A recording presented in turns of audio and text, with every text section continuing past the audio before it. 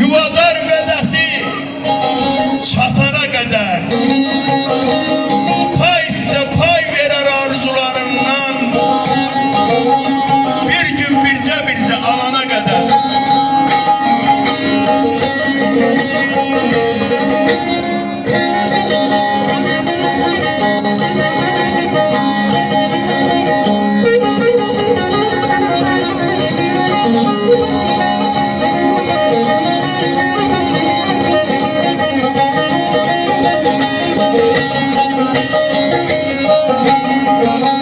Hayatın yolları dağlı daşlıdır,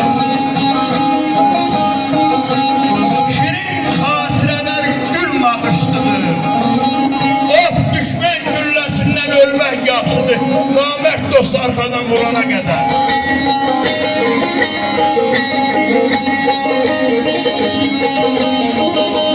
Sahib ola dostum, sahib ola dostum koca dünyada.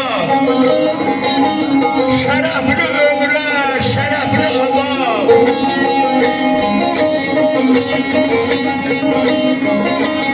Qarğa da şahinlik edər səmada, Qartal caynağına keçənə qədər.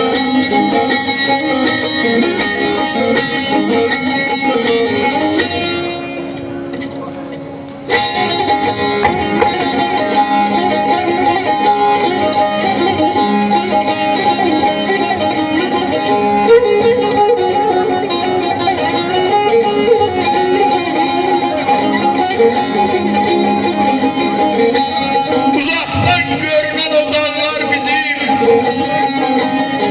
tükenip öpseler kalmayıp gözüm. Gündüzem o vakti katlanar bizim, Laçın torpağına çökene kadar. Allah rahmet eylesin. Gündüzem o vakti katlanar bizim, Laçın torpağına çökene kadar.